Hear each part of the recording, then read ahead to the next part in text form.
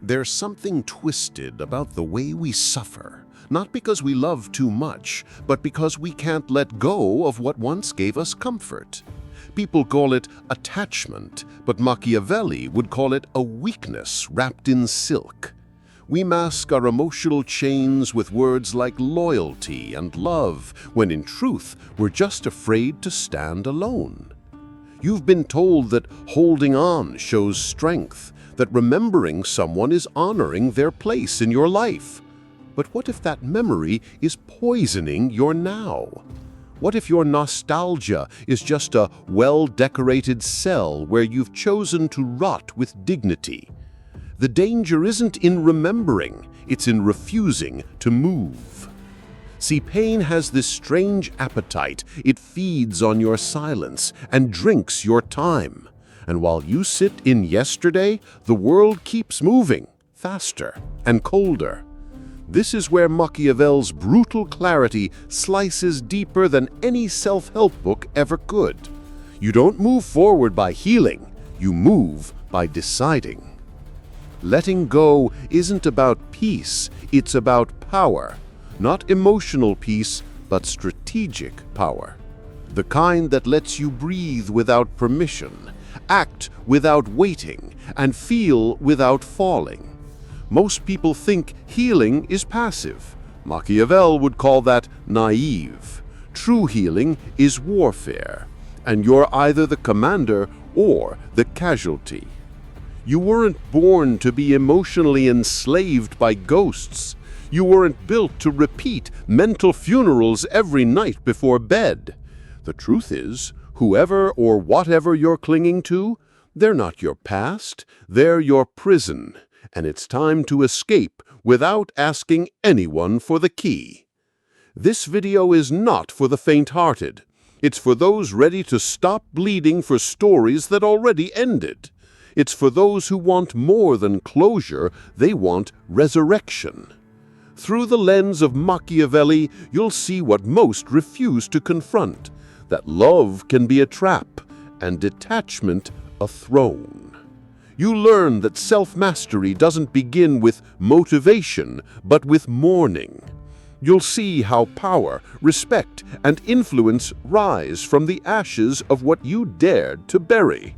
And more than anything, you'll learn to walk away without guilt and never turn back. But fair warning, once you understand the mechanics of emotional control, you can never unsee them. Once you gain this power, you either wield it or become its next victim. The hidden poison of emotional dependency. Attachment often disguises itself as love, but make no mistake, it is not love that keeps people stuck. It's fear. Fear of loneliness, of insignificance, of being left behind. And Machiavelli understood one thing better than most. Those who cannot stand alone are easy to control. Emotional dependency is a leash you fasten around your own neck and hand to someone else. When you depend on another person to feel whole, you no longer own your emotions. They do. They dictate your happiness, your sadness, your stability. And worst of all, they don't even need to be present anymore. The memory of them is enough to destabilize you. That's the true cost of giving away your power. Real influence starts where dependency ends. No general ever won a war begging for approval. Likewise, no leader rises while craving validation from someone who's already walked away. The strategy is simple. You cannot lead your life while emotionally kneeling to a past that no longer serves you. Think about it. How many of your choices are made from fear of abandonment rather than clarity? Would you still act the same if you weren't hoping someone might come back, call, or notice you? That kind of hesitation is not romantic. It's a self-inflicted wound. And Machiavelli would tell you either you rule over your emotions or they rule over you. Break the illusion. Emotional attachment isn't a bond. It's a contract you never signed, but still pay for daily. And those payments come in the form of anxiety, regret, and internal chaos. It's not just about letting go of someone. It's about reclaiming the version of you that got buried beneath their shadow. Start small. Detox from their digital presence. Refuse to revisit conversations that ended long ago. Write down your emotions like facts, not feelings. And remember, the first moment you choose self-respect over hope is the moment you begin to heal with power, not with tears. This isn't about becoming cold. It's about becoming clean. Clean from the dependencies that blur your judgment, pollute your peace, and drain your leadership. The goal is not detachment for the sake of pride. It's detachment for the sake of clarity. And clarity is the birthplace of strategy. But don't get too comfortable, because the next lesson isn't about emotions. It's about identity. And how the version of you built on need must die, so the sovereign within you can rise. The lie of closure and the myth of emotional resolution. People search for closure as if it's a door someone else can shut for them. But Machiavelli would call that foolishness. Waiting for someone who broke you to heal you is the slowest form of self-sabotage. Closure isn't a gift, it's a verdict you deliver to yourself. And if you're waiting for peace from the person who stole it, you're still their hostage. The truth is unsettling. Many don't want closure. They want continuation. They want just one more message, one more explanation, one more taste of what used to be. That's not healing. That's bargaining. And every time you reopen that door, you lose more of your self-respect and your strategic position. Closure happens when you decide that your mental freedom is worth more than romantic justice, that your inner peace is not a negotiation, but a declaration. Emotional independence isn't a process, it's a moment. One brutal, sharp moment where you say, enough. Think of emotional resolution as a battlefield. If you walk onto it unarmed, hoping for a peaceful conversation, you've already lost. You must walk in with clarity, not compassion. Not because you're heartless, but because you've been heart-led for too long, and it's led you into ambush after ambush. Stop waiting for apologies that were never written. Stop writing chapters for people who only skimmed your worth. Burn the unfinished stories. Machiavelli would remind you that loose ends are used to manipulate kings and topple empires. Tie your own knot and move forward. Here's a practice. Write the closure letter you'll never send, not to guilt-trip them, but to free yourself from the emotional script looping in your head. When you write it, don't write like a victim. Write like someone who woke up mid-game and finally saw the board clearly.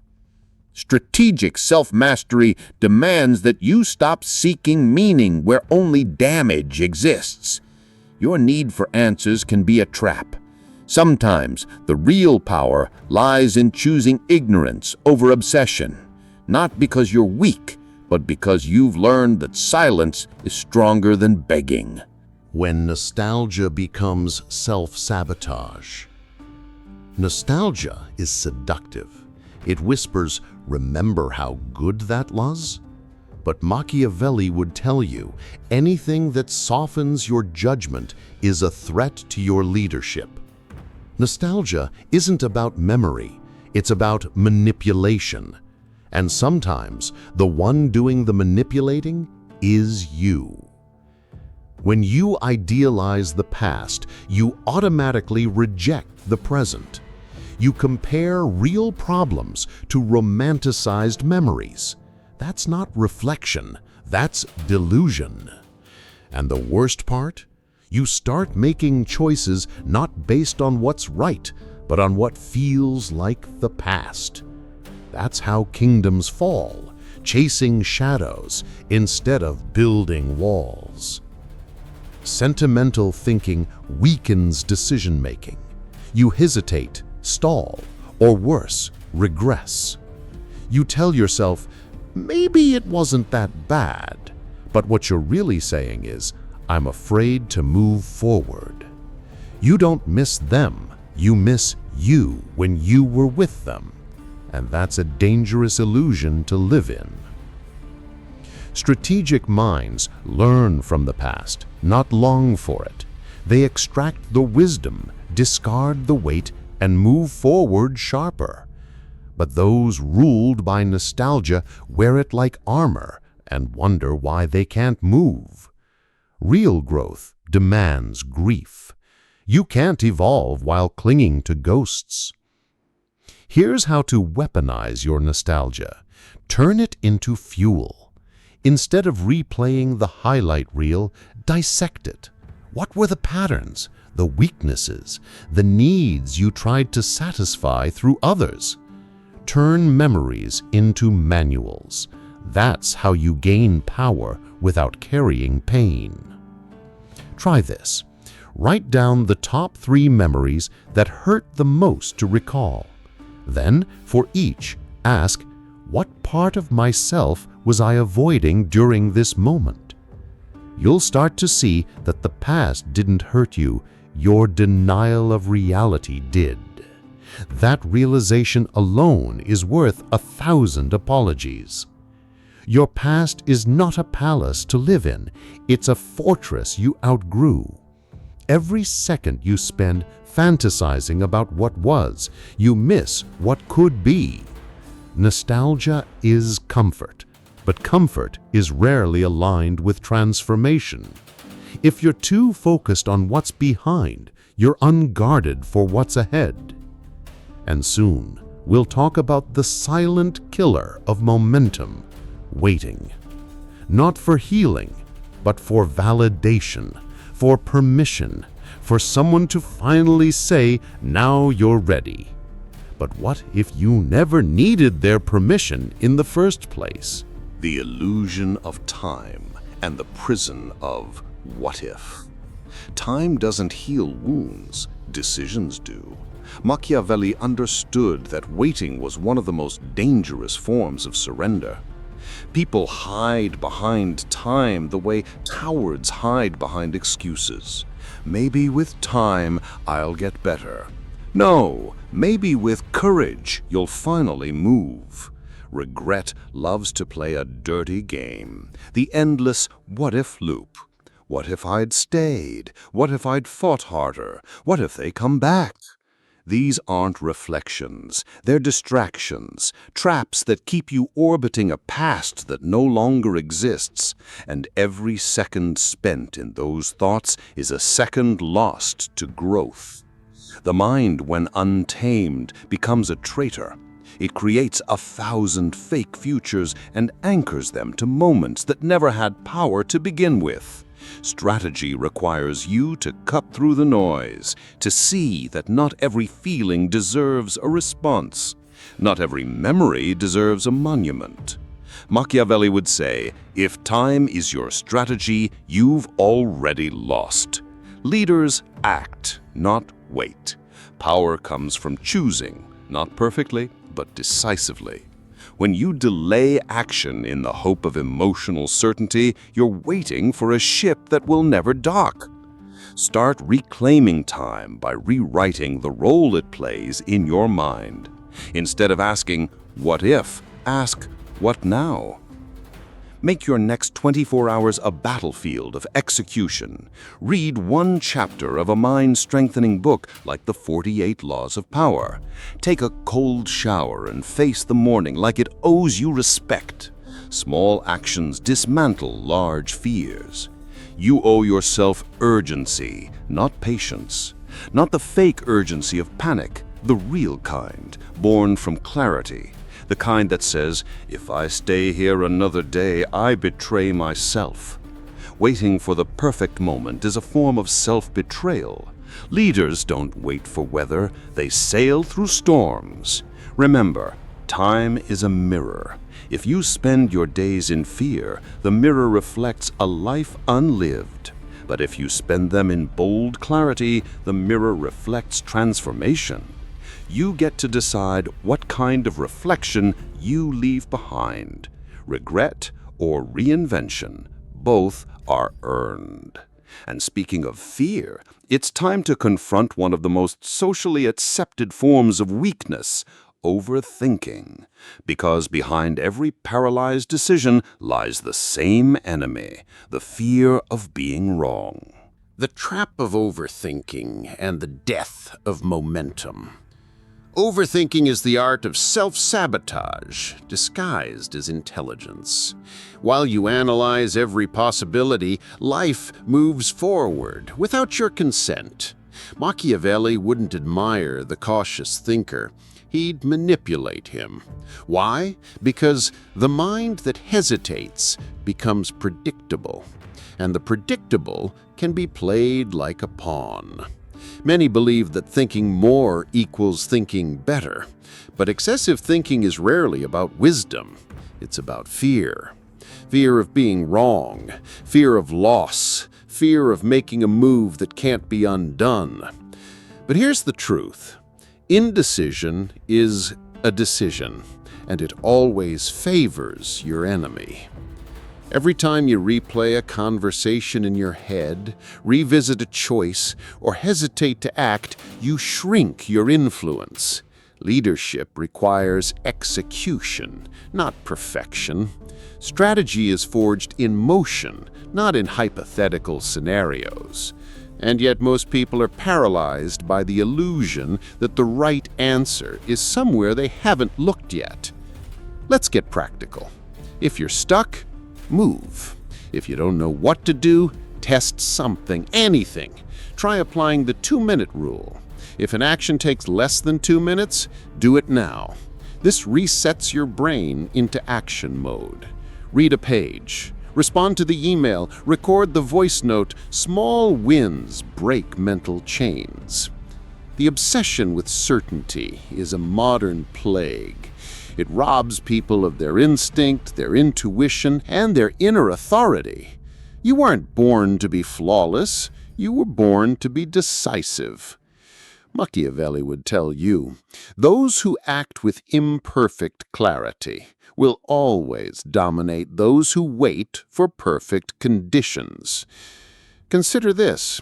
When was the last time your deepest insights came from thinking? More often than not, clarity arrives through action. You don't understand the terrain by staring at the map. You walk it. You fall. You bleed. But most importantly, you move. And movement is power. If your thoughts are spiraling, write them down.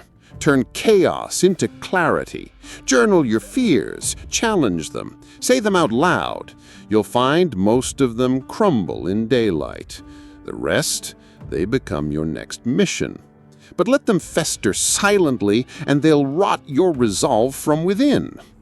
And that brings us to an even more invisible threat, the comfort of distraction. Because while overthinking freezes you, distraction sedates you. And a sedated mind cannot lead, only follow.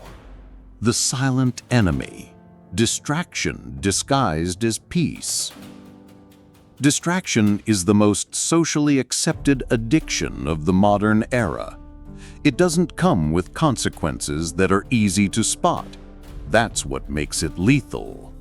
You don't realize you're wasting your life because it feels productive.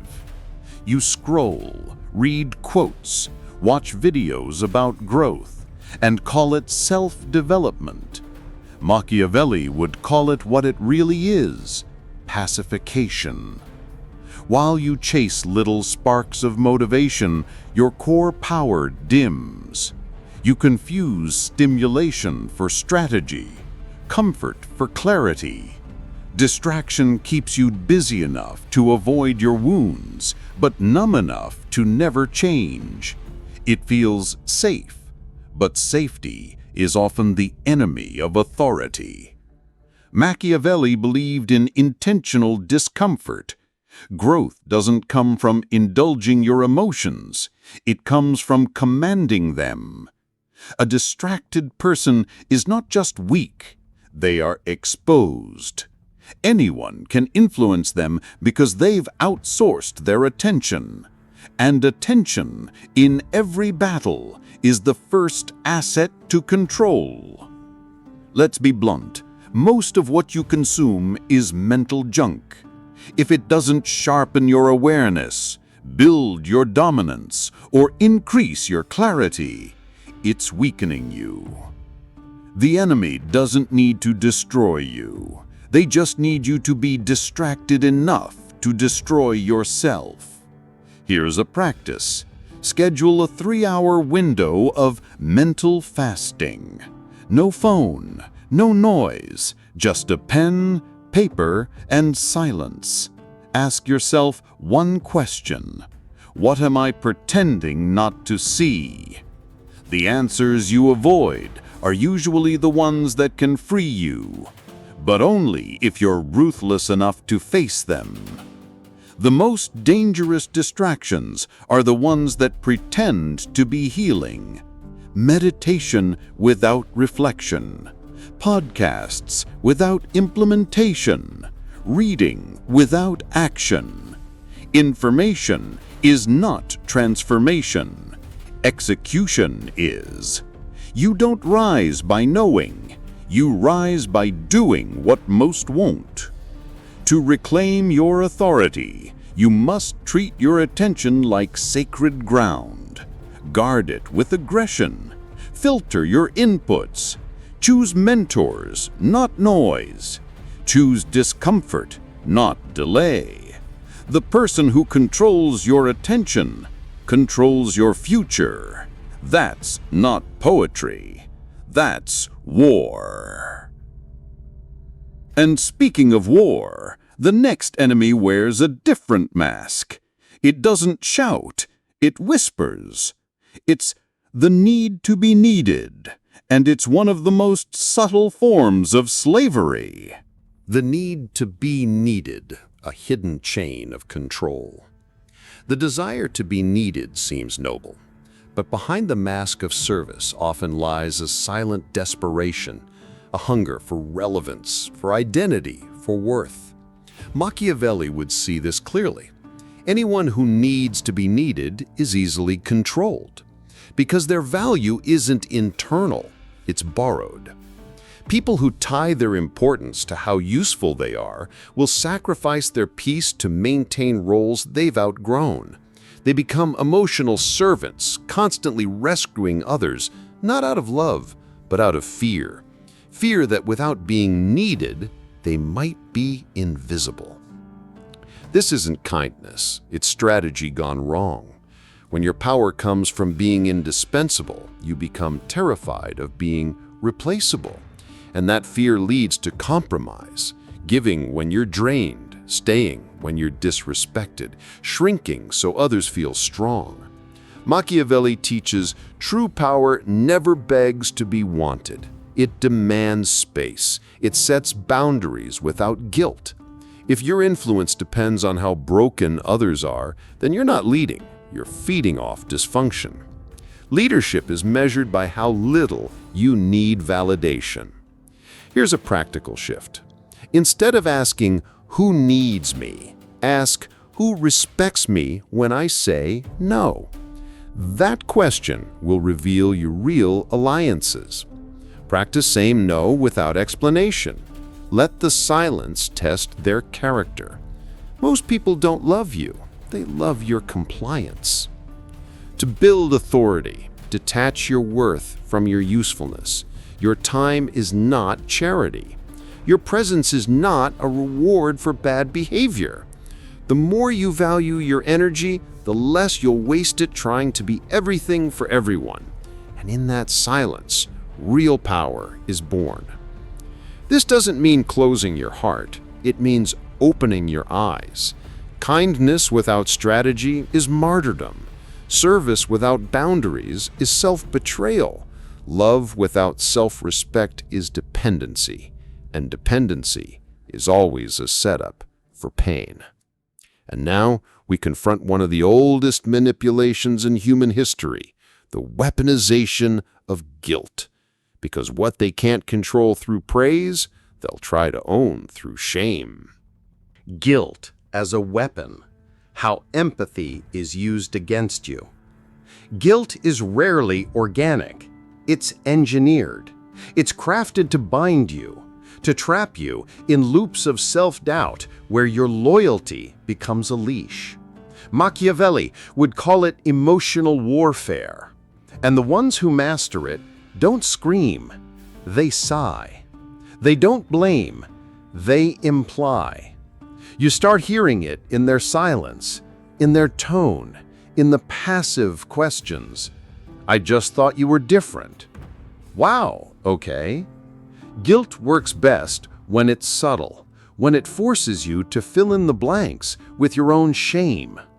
It's not always what they say, it's how they make you feel for choosing yourself. People who rely on guilt don't want resolution, they want control. They want you to break your own rules so they don't have to confront theirs. It's not about fairness, it's about keeping you on edge. And once you apologize for something you're not truly sorry for, you've handed them the blueprint to your buttons.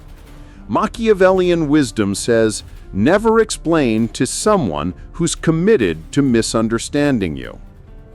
If you sense guilt being used as a chain, pause. Ask yourself, am I wrong or am I just uncomfortable saying no? The difference defines whether you're leading or being led. Here's a counter strategy. Preempt manipulation with clarity. Tell people your standards before they can test your boundaries. And when they push, hold your line without flinching. The guilt will come. Let it. That moment is where your authority is sharpened. If someone's love only flows when you comply, that's not love. It's emotional extortion. And you weren't born to play diplomat in your own life. True influence doesn't come from being nice. It comes from being necessary and immovable. Make peace with not being liked. That's where real power begins. Build an inner compass so sharp that guilt bounces off it. Journal your values. Review your choices weekly, not to self-criticize, but to anchor yourself. When you're anchored, guilt feels like noise. When you're drifting, guilt feels like truth. And next, we'll explore the slowest form of self-destruction, attachment. Not the love-based kind, but the need-based one, the emotional addiction to what no longer serves your evolution. Attachment isn't love. It's possession dressed in emotion. It's the quiet panic you feel when something or someone threatens to leave. But Machiavelli knew the more you need something, the less power you have over it. And if it owns your emotions, it owns your strategy. Most people confuse attachment with connection, but real connection breathes. Attachment chokes. It makes you cling, bargain, shrink. You stay in rooms that disrespect you, relationships that drain your soul, all in the name of loyalty. Attachment feeds on fear. Fear of being alone, fear of starting over, fear of not being enough without that person or identity. And fear is the perfect environment for control. If they know you won't walk away, they'll never treat you like you could. Machiavellian strategy demands detachment, not coldness, but clarity. Detachment says, I can want you without needing you. I can care without clinging. I can lose and still lead. That's emotional sovereignty. That's self-mastery. And that's when the game changes. Here's a test. Make a list of the 5 things or people you believe you can't live without. Then ask, if I lost this today, who would I become? If the answer terrifies you, that's your weak spot. Not because the thing is bad, but because it's become your identity. You are not your title, your relationship, your possessions, or your comfort. You are the awareness behind it all. And when you truly realize that, freedom begins, power begins. You stop playing to keep and start playing to grow. Practice controlled loss. Fast from attention. Sit with silence. Turn off the validation loop. Every time you choose discomfort on purpose, you weaken the hold that attachments have over you. That's not just healing, that's war training for the soul. And once that inner war is won, you'll be ready for the final shift, the one that separates the remembered from the forgotten, the art of living without asking for permission. Stop asking for permission. Live with ruthless ownership. The most dangerous chains are invisible. They look like politeness, humility, and waiting for the right time. But Machiavelli would tell you, power doesn't wait to be invited. It steps in. It doesn't ask, is it okay? It decides, this is necessary, and then it moves. You were trained to ask, for love, for approval, for opportunity. But the world doesn't reward the polite. It rewards the persuasive, the bold, the undeniable.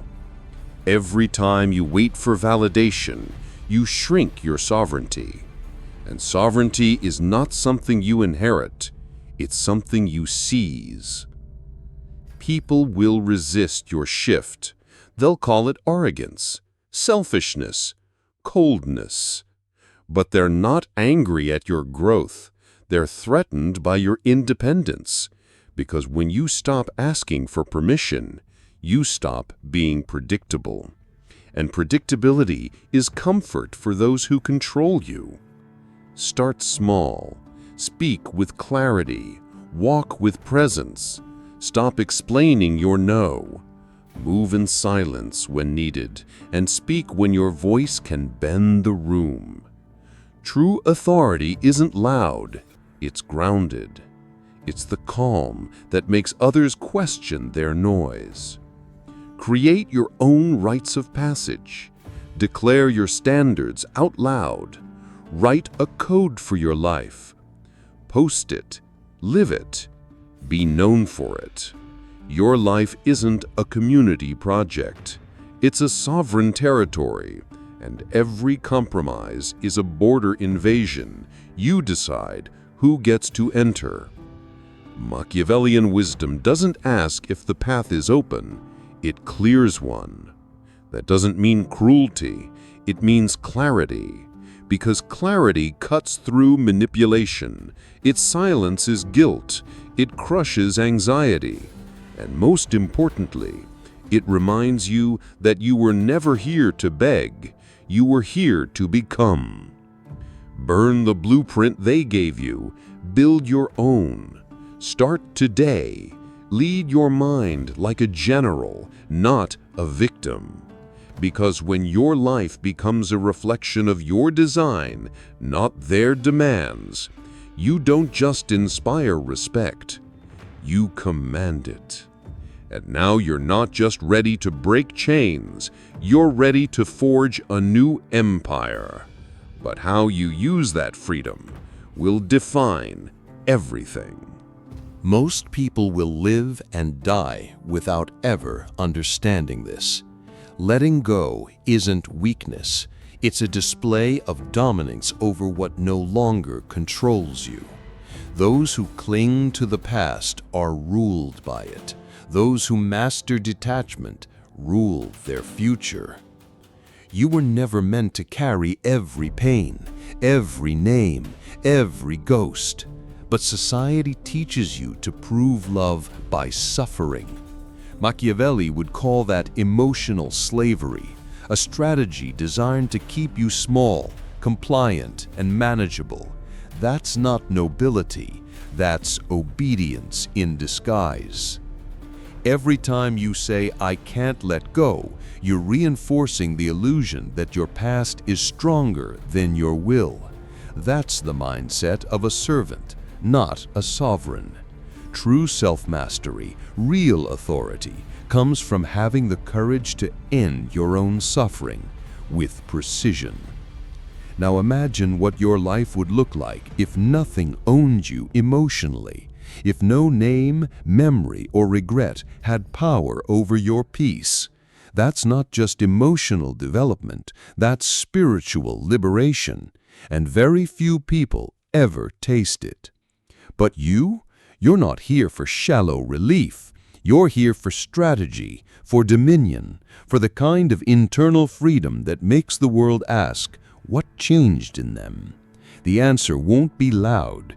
It'll be in how you walk, how you speak, how you stop chasing approval and start commanding respect. The next time something or someone leaves, ask yourself, did I lose, or did I just make space for something greater? That single shift in thinking turns heartbreak into fuel, regret into evolution. Power isn't in clinging, it's in choosing when to release without looking back. If this message shook something inside you, let it out. Say what needs to be said in the comments. You're not just watching a video, you're breaking a cycle. And people who break cycles, they don't go back, they rise.